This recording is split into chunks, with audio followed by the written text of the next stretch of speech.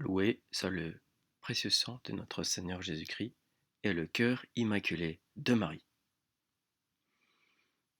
En 1559, le 15 février, a été publiée par le pape Paul IV la bulle Cum Expostulatus Officium, édictant la nullité de la nomination au suprême pontificat d'un prélat coupable d'hérésie.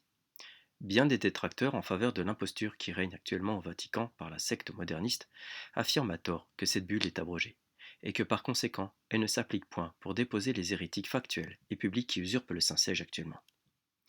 Nous allons ici démontrer que cette bulle est toujours en vigueur, et bien qu'elle ne soit pas dogmatique mais pénale, de par sa teneur constitutionnelle comme le dit Saint Pie V, elle s'applique aux hérétiques que l'on prend actuellement et depuis 66 ans pour des papes, puisque le contenu de cette bulle déclare nulle et sans valeur l'élection d'un souverain pontife si celui-ci tomberait dans l'hérésie ou le schisme. Pour repérer où se trouverait la condamnation d'un hérétique, nous citons ici, par exemple, le canon 2316 qui dit « Il est suspect d'hérésie celui qui spontanément et sciemment aide, de quelque manière que ce soit, la propagation de l'hérésie ou communique in divinis avec des hérétiques contre ce qui était prescrit au canon 1258. » Nos détracteurs affirment que cette bulle est abrogée par le Code de droit canon 1917 au canon 6, comprenant 6 alinéas. J'en cite 2. Sur la plupart des points, le Code maintient la disciple préexistante, sans s'interdire d'y apporter des changements jugés opportuns. C'est pourquoi, alinéa 4, s'il est douteux d'une prescription du Code soit en divergence avec l'ancien droit, il faut s'en tenir à ce que décide de ce dernier. Alinéa 6, les dispositions des autres droits disciplinaires en vigueur à la promulgation du Code, qui ne sont reprises dans le Code ni explicitement ni implicitement, ont perdu toute valeur. Exception est faite pour celles qui se trouvent dans les livres liturgiques approuvés ou qui viennent du droit divin, soit positif, soit naturel. Fin de citation. Cet argument soutenu par nos détracteurs de se servir de ce numéro 6 est malvenu, puisque ce canon dit dans son alinéa 4 que s'il est douteux qu'une prescription du Code soit en divergence avec l'ancien droit, il faut s'en tenir à ce que décide de ce dernier. Fin de citation. En effet, et alors justement ici, la bulle de Paul IV est une condamnation pénale non douteuse, puisqu'elle regarde l'infaillibilité pontificale, autrement dit, qu'un pape ne peut pas errer lorsqu'il enseigne la foi et les mœurs ex cathedra. Un pape ne peut pas être hérétique et pape à la fois, comme le dit expressément le numéro 188.4 de ce même droit canon de 1917. C'est un numéro que nos détracteurs ne citent point, mais nous, oui, le voici. Par tacite renonciation admise par le droit lui-même, tout office devient vacant par le même fait et sans aucune déclaration si le clerc, quatrième alinéa, défaille publiquement de la foi catholique. On comprend que de nombreux détracteurs ne le citent point, puisqu'ils remettraient en question non seulement la validité de leurs ordinations et leurs consécrations, mais aussi leurs affirmations hérétiques qu'un hérétique peut être pape. Seulement, et tant pis pour eux, ce n'est pas qu'une remise de question, mais un fait réel et objectif. Non seulement ce canon répète ce que dit la bulle de Paul IV pour déclarer nul et sans valeur le souverain pontificat d'un hérétique, mais le pape Léon XIII l'affirme aussi, tout en reprenant ce même canon que je viens de citer à l'instant. Le pape Léon XIII ajoute « Car il serait absurde de prétendre qu'un homme exclu de l'Église ait quelque autorité dans l'Église. » C'est une évidence en plus. Les détracteurs qui prennent le canon numéro 6 de 1917 est encore malvenu, puisqu'il dit encore dans son alinéa 6, je cite, « Les dispositions des autres lois disciplinaires en vigueur à la promulgation du Code, qui ne sont reprises dans le Code ni explicitement ni implicitement, ont perdu toute valeur. Exception est faite pour celles, c'est-à-dire pour les dispositions disciplinaires, les lois disciplinaires, et celles qui se trouvent dans les livres liturgiques approuvés ou qui viennent du droit divin, soit positif, soit naturel. Exception est faite pour celles, c'est-à-dire exception pour les lois disciplinaires. Le canon poursuit, qui se trouvent dans les livres liturgiques approuvés ou qui viennent du droit divin, soit positif, soit naturel. Fin de citation. Ce qui est le cas ici pour la bulle de Paul IV, puisqu'elle touche au droit divin. Qu'un pape ne peut pas être hérétique, comme nous l'avons vu précédemment en citant dans ce même registre canonique le numéro 184 qui dit qu'un clerc qui serait hérétique sera disposé ipso facto. Pour confirmer le fait qu'un pape ne peut pas être hérétique et qu'un hérétique ne peut pas être pape, et pour prouver que la bulle de Paul IV ne peut pas être abrogée par le canon de 1917 car elle touche au droit divin, nous avons une explication de Monseigneur Fessler qui, expliquant dans son livre La vraie et fausse infaillibilité des papes de 1873, ouvrage qui a reçu un bref approbatif du pape Pie IX, citons cet évêque. Le pape, évidemment, se représente ici comme possible, bien que des plus invraisemblables, le cas où un homme attaché à une doctrine hérétique serait élu pape. Il suppose que même une fois parvenu au trône pontifical, cet homme adhère encore en son particulier à cette doctrine hérétique, ou peut-être la manifeste dans des conversations, mais non qu'il l'enseigne à l'Église universelle, dans une décision de son suprême magistère, c'est-à-dire ex cathedra.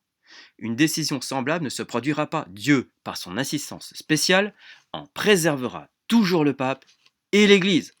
Ainsi donc, si la personne élue pape adhérait à une doctrine hérétique, sans pour autant la déclarer formellement doctrine de foi catholique, et sans prescrire à l'Église universelle de l'observer comme telle, alors ce serait le cas prévu par la bulle citée de Paul IV, celui pour lequel Paul IV prend des précautions.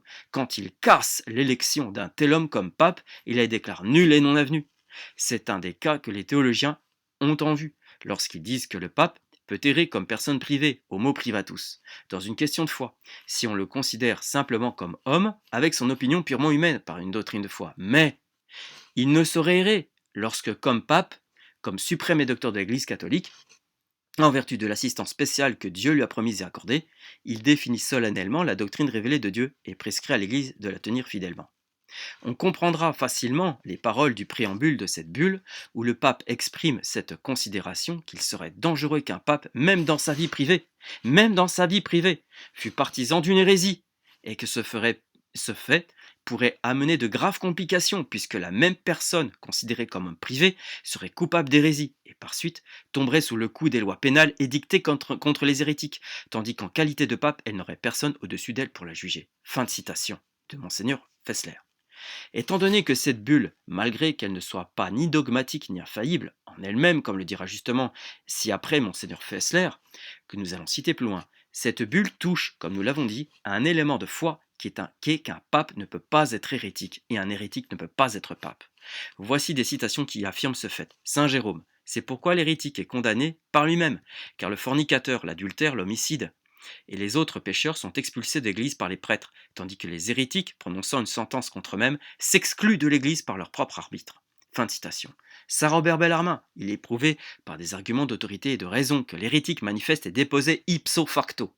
L'argument d'autorité se base sur saint Paul, qui, en Tite 3.10, qui ordonne d'éviter l'hérétique après 2 avertissements, ce qui revient à dire, après qu'il ait manifesté une obstination manifeste, et il entend avant tout excommunication et sentence d'un juge, comme l'écrit saint Jérôme en Tite 3.10, où il dit que les autres pécheurs sont exclus de l'Église par une sentence d'excommunication, tandis que les hérétiques se coupent d'eux-mêmes du corps du Christ. Saint Robert Bellarmin dit aussi, c'est la sentence de tous les anciens pères qui enseignent que les hérétiques manifestes perdent aussitôt toute juridiction.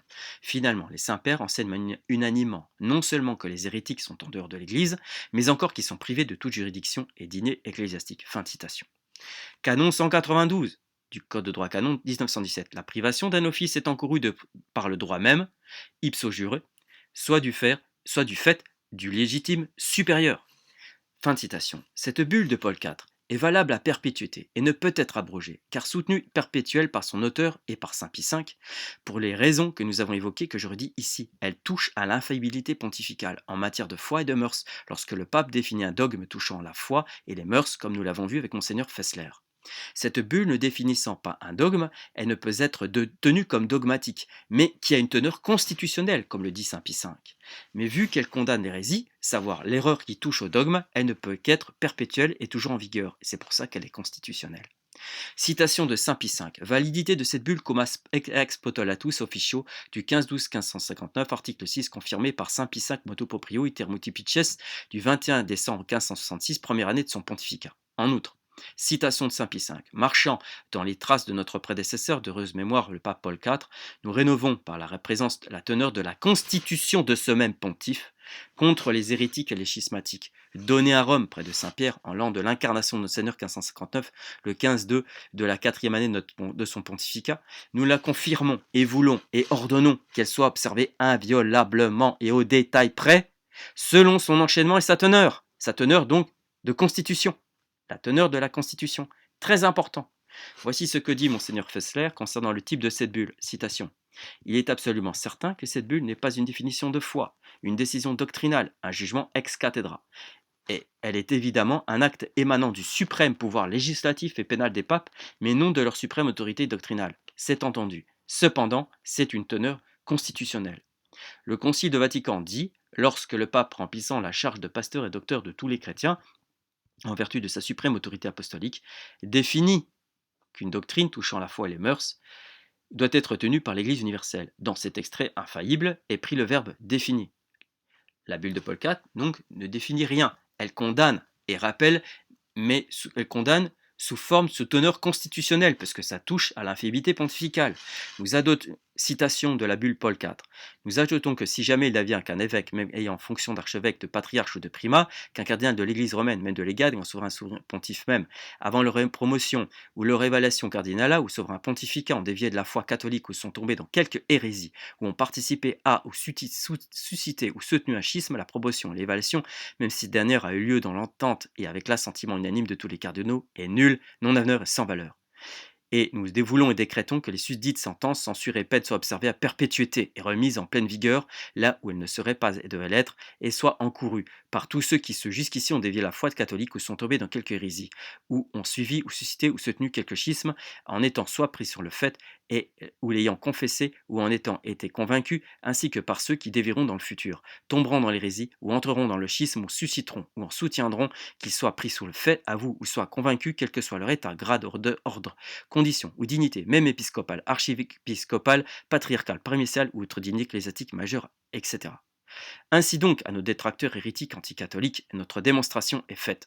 La bulle de Paul IV est une condamnation pénale à teneur constitutionnelle, selon Saint Pie V lui-même, supérieure à Monseigneur Fessler, qui déclare nulle et sans valeur toute élévation souverain pontificat parmi d'autres, et cette bulle, pour quelqu'un qui serait hérétique évidemment, et cette bulle est toujours en vigueur. Cette bulle confirme que le pape est garant de la foi, condamnant un usurpateur hérétique ou schismatique.